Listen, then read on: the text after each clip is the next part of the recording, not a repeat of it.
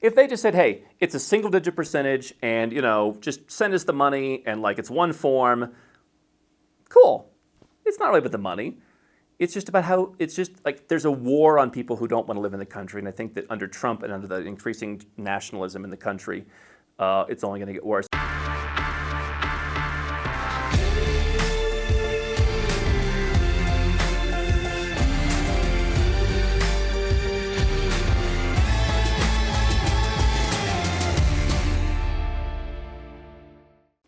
And you have said that tax didn't play a role in your decision. Can you tell us about that? Well, I mean, it's an interesting side benefit. I was legally, I mean, here's the thing, people, oh, it's tax. I and many others, for a long time were very legally, paying a little or nothing. And by the way, I mean, I'd be happy to pay a little.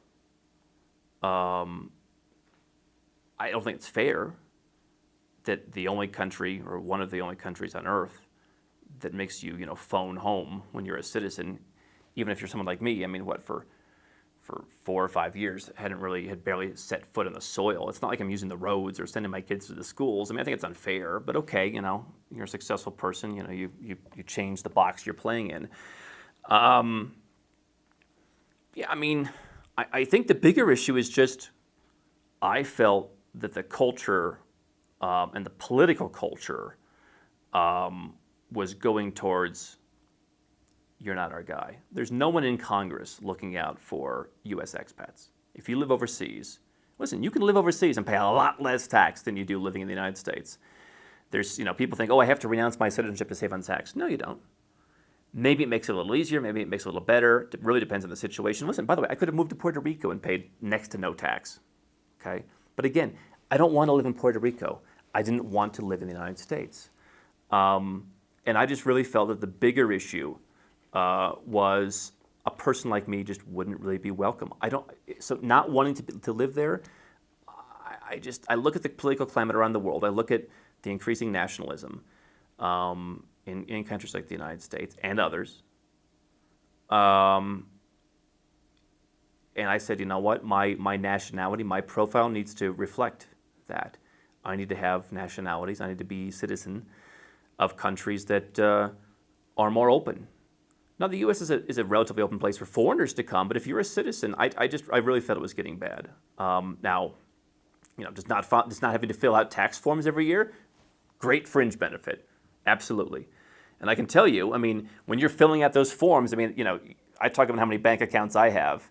I remember there's one bank I have where you lose your debit card, they give you an account number. I mean, it was like a headache every year filling out that F-bar every year. But again, I complied because I think it's just the thing that if you're successful, you do, because you just, so it's a nice fringe. I can tell you, it is less stressful to not have to be doing that now and to know that I can just go and open a bank account and I don't have to be like, oh, like what day did I open it and what's going on? I can do business. But to me, that's not tax. That's not like, I refuse to pay. Listen, I would have paid something. If they just said, hey, it's a single-digit percentage and, just send us the money and like it's one form, cool. It's not really about the money. It's just about how, it's just like there's a war on people who don't want to live in the country. And I think that under Trump and under the increasing nationalism in the country, it's only going to get worse. And I think if you have someone after Trump, if you have some kind of, socialist, communist, whatever kind of person, I can see that one of these Democrats running could come in one day and say, you know what, you're just paying full boat, and you're paying Social Security on your whole income, and I mean that would really be unfair. I think they might start taking your money. I don't know, but I just felt psycho girlfriend. Who knows what's coming next? Like they're going to make life difficult. Step out. What are your thoughts on the fact that a lot of people out there are trying to address the issue of the so-called tax dodging? I understand the frustration out there in a sense where, wages in countries like the United States are stagnant. People are frustrated. People are increasingly desperate. What I say, the issue is not people dodging tax. It's a pejorative term. It's designed to get the 98% of people who are looking for a job or wish they had a better job. I mean, that number, those people, it's designed to get them fired up. It's a nice line for politicians to use. The reality is, when I was born, 35 years ago, where I live now in Malaysia, in the city center of Kuala Lumpur, was a village, basically. It was a kampong, and now it is a bustling center of global development that's been fueled by, as Steve Bannon said, as one of Trump's former advisors said, how jobs left the United States and they created a middle class in Asia. And what I always find intriguing about that is, like, as if it's a bad thing that Asia gets to have a middle class. The interesting thing for so long was that only a few Western countries got to have all the wealth and everybody else was toiling in poverty. And now people are angry about it. And so they want to point to the issue and say, oh, it's tax dodging. Whenever there's an economic crisis, remember, the Great Recession 10, 11, 12 years ago, people were pointing fingers in every which direction. Why? Because they were scared. I get that. The world is changing. Like any other time in human history, people have to keep up. And so I think it's disingenuous that some people jump in the bandwagon, including some of these people who work for organizations where they themselves pay zero income tax to work for these organizations in Brussels and things like that, where they just pontificate all day and we get more done in our company in a day than they accomplish in a year. But I guess more importantly, I was watching an interview, I was watching a Q&A with Bill Gates recently, where someone asked him, why don't you pay enough tax? He said, first of all, I paid $6 billion in tax. How much have you paid? He didn't say that part, but that's my question. How much have you paid?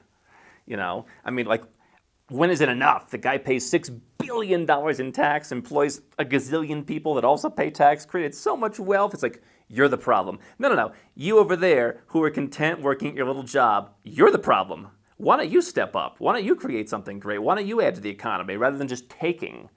But that's not popular. But what Bill Gates said, which I agree with, is, listen, change the laws. Go ahead and change the laws.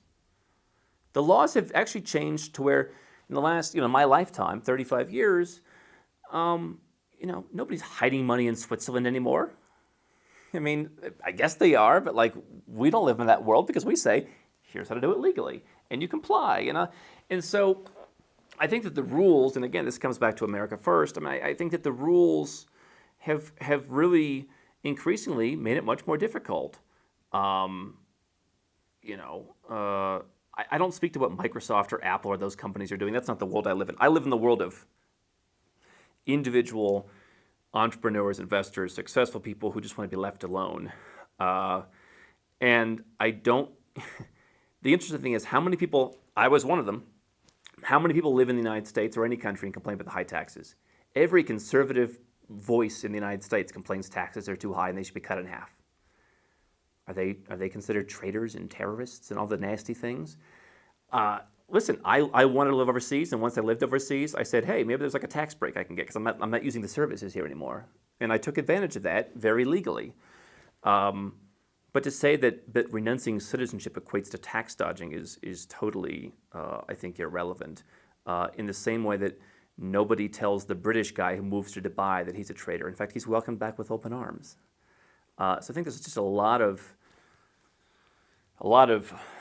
arguments from very frustrated people that aren't really fair.